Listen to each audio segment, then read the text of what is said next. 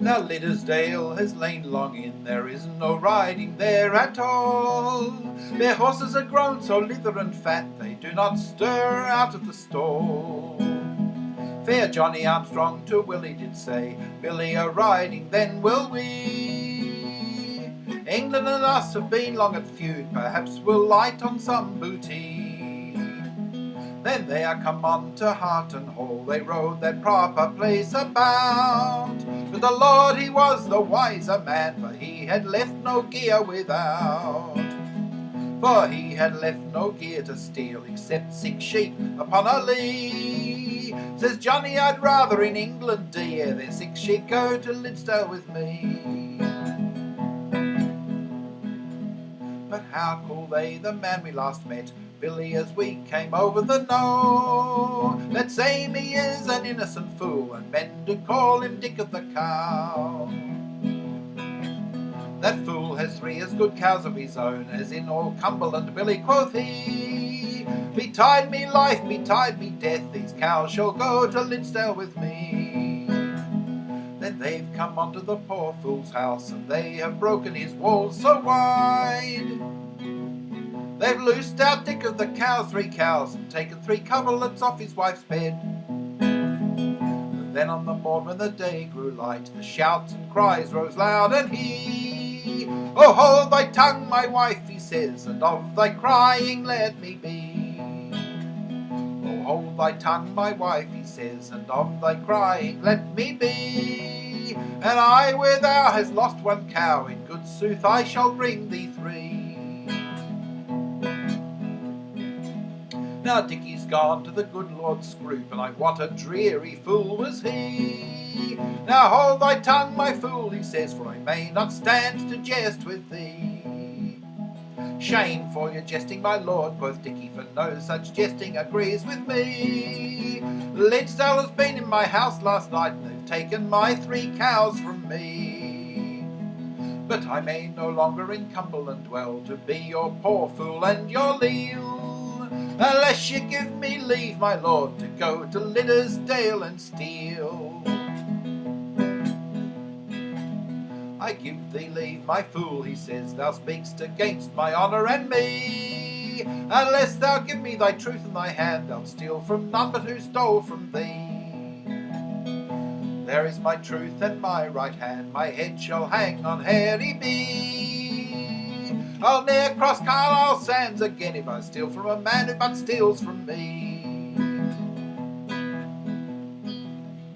Dickie's ta'en leave of lord and master, aye, what a merry fool was he. He's bought a bridle and a pair of new spurs, and packed them up in his breechthy. Then Dickie's come on to Puddingburn House, even as fast as he might dree. Dickie's come on to Puddingburn, where there was 30 Armstrongs and 3. Oh, what's this come on me now, quoth Dickie, what mickle woe is this, quoth he. For here is but an innocent fool, and there are 30 Armstrongs and 3.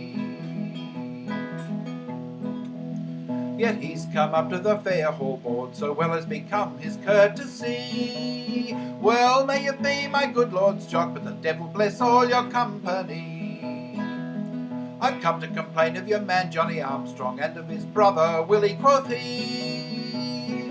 How they've been in my house last night, and they've taken my 3 cows from me. Quoth fair Johnny Armstrong, we will him hang, and no, quoth Willie, we will let him slay. Another young man said, we'll tie him in a sheet, give him a beating and send him away. But up and spoke the good Lord's Jock, the best fellow in the company.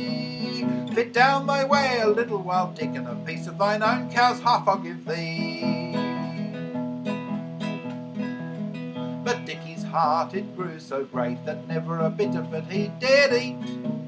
Then he was aware of an old peat house where all the night he thought for to sleep. But Dick was aware of an old peat house where all the night he thought for to lie.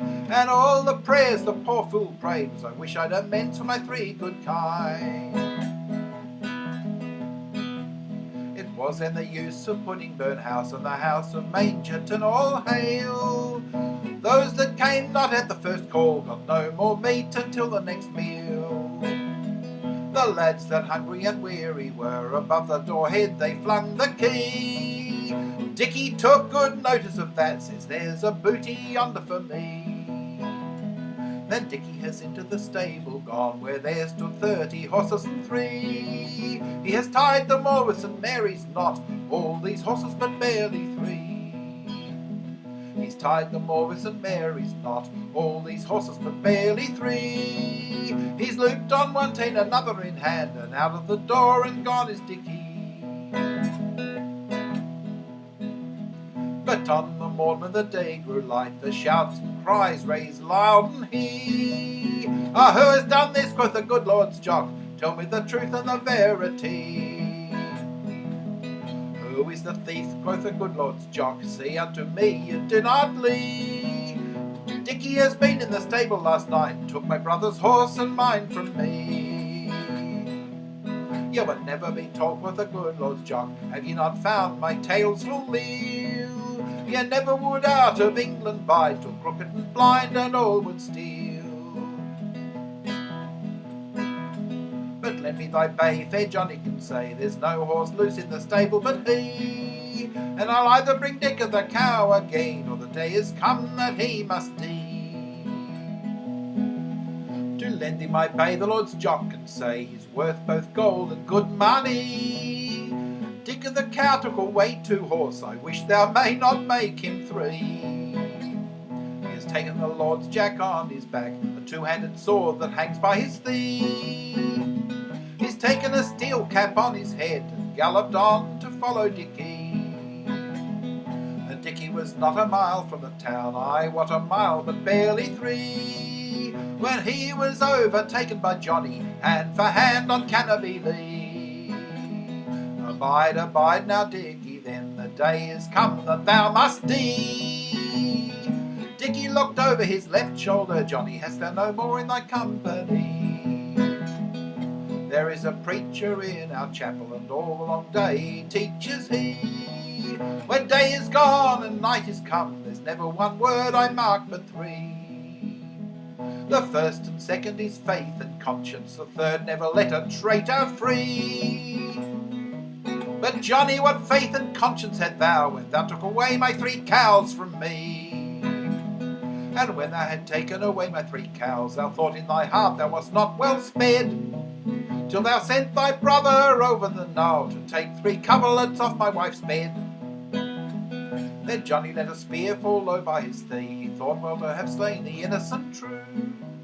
But the powers above were more than he, for he ran but the poor fool's jerkin through. Together they ran, or ever they blan, this was Dicky the fool and he. Dick couldn't win him with the blade of the sword, but felled him with a plummet under the ee.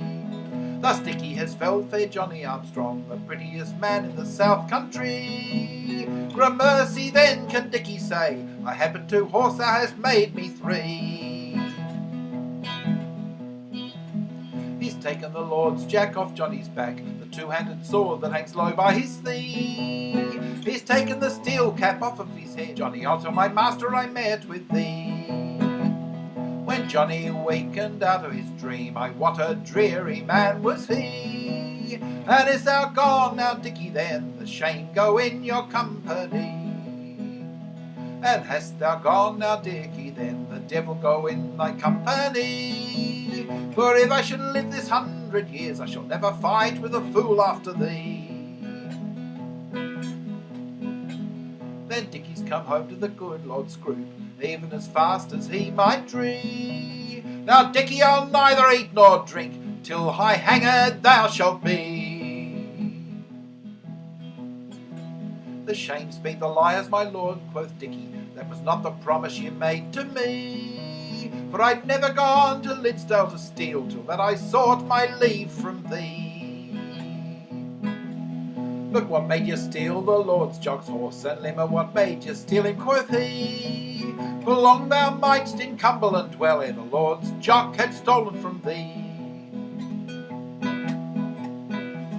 Indeed I watch you lead, my lord, and ever so loud I hear you lead. I won the horse from Johnny Armstrong, hand to hand on Canopy Lee. There's the jack that was on his back, this two-handed sword that hung by his thigh, and there's the steel cap that was on his head. I brought all these tokens to let you see. If that be true thou to me tells, and I think thou dares not tell a lee, I'll give thee £20 for the horse, well told on thy cloak lap shall be. I'll give thee one of my best milk cows to maintain thy wife and children 3, and that may be as good, I think, as any 2 of thine might be.